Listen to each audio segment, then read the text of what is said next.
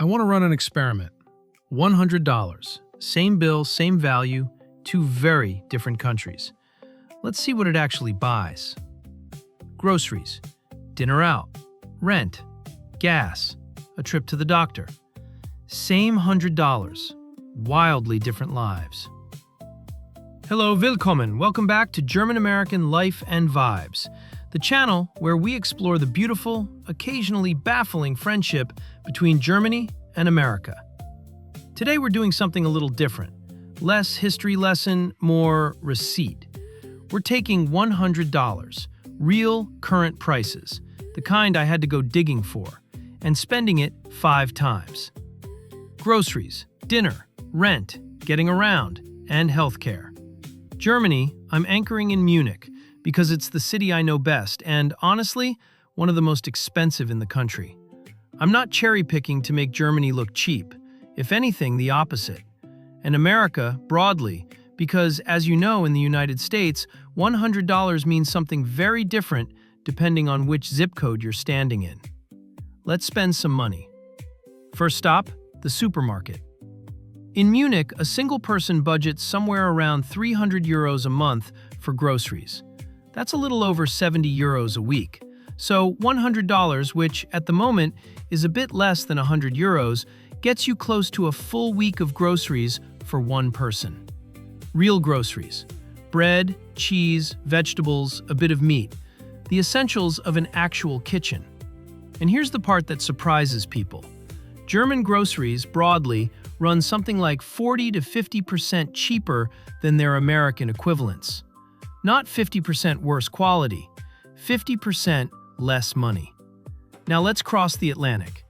$100 at an average American supermarket for one person gets you somewhere between half a week and most of a week of groceries, depending entirely on where you live. Rural Ohio, that $100 stretches. Coastal California, it evaporates. So groceries, roughly a wash, tilted toward Germany. Interesting. But not the plot twist. Here's the plot twist: dinner out. A mid-range restaurant dinner for 2 in Munich, a real sit-down place, not fast food, runs somewhere around 60 to 90 euros. Call it $70 to $100. A mid-range restaurant dinner for 2 in an American city, Los Angeles for example, runs about $50 to $80 before tip. Which means, and I did not expect to say this, eating out in Munich can cost about the same, or even a little more, than eating out in a major American city. Now, before my American viewers feel smug, go to New York, go to San Francisco, and that same dinner is suddenly $150, $200 easily. Munich starts high and mostly stays there. America starts lower and then goes wherever your zip code decides to take it.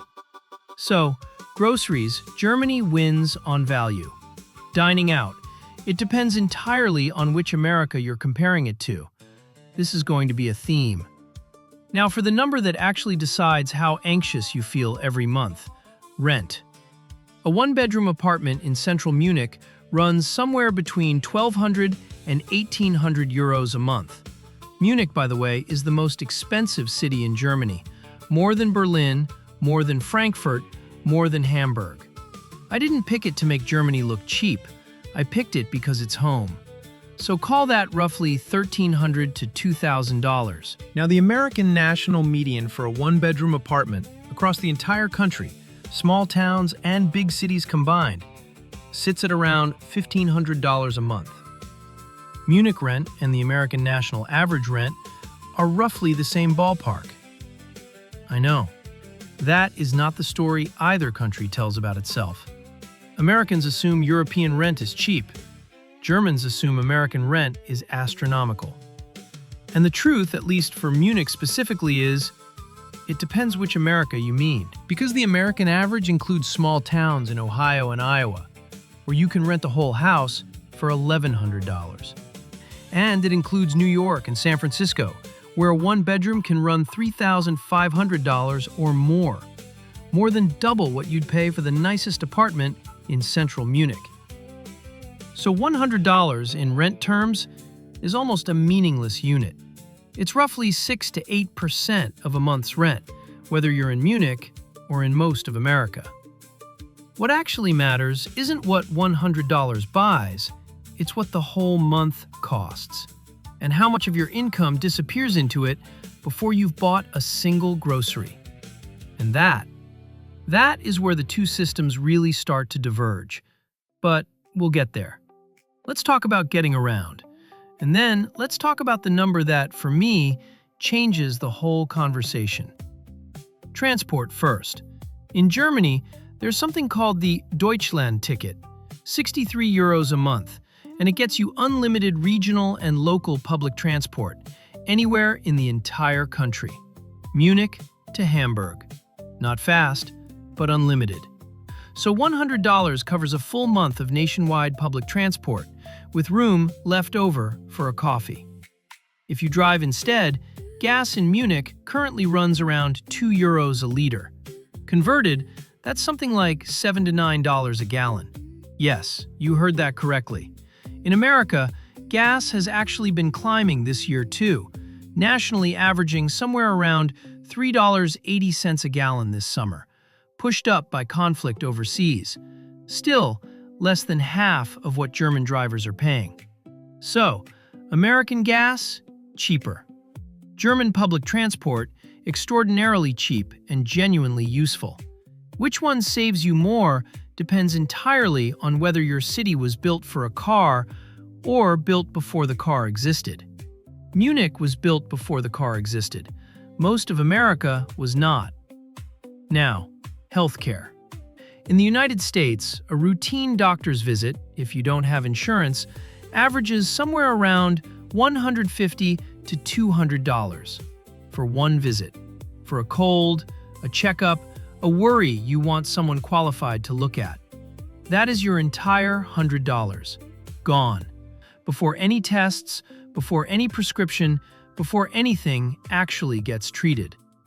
In Germany, if you're one of the roughly 90% of people on statutory health insurance, funded through a payroll contribution split between you and your employer, around 15% combined, a doctor's visit costs nothing.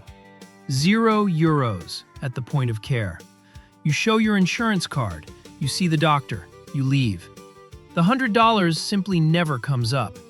And I want to be careful here, because this isn't a simple Germany good, America bad moment. Germans pay for this every single month, out of every paycheck, whether they go to the doctor or not. It's built into the system before you ever feel sick. Americans, broadly, pay less up front and more at the exact moment they need it, which is, unfortunately, exactly the moment you have the least room to negotiate. Two philosophies: pay a little, always, or pay nothing until suddenly you pay a lot. So, what does $100 get you?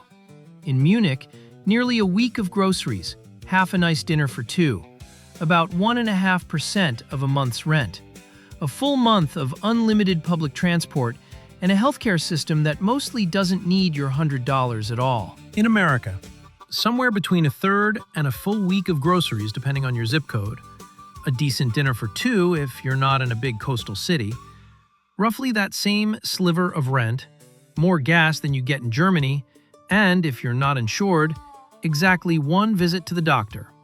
Maybe. The honest answer is, $100 isn't really a fixed amount. It's a mirror. It reflects whatever system it lands in. And that, I think, is the real German-American story hiding inside a grocery receipt. Not which country is cheaper, but what each country has quietly decided you should have to budget for, and what it has decided should simply be there, without you having to think about it. So the next time you're standing in a supermarket or looking at a rent listing or handing over your insurance card, or not, think about what your $100 is actually doing. Because it's never just money. It's a small, very honest snapshot of what a country has decided to value. Guten Appetit, or in this case, viel Spaß beim Umrechnen. Have fun converting. Tschüss, bis bald.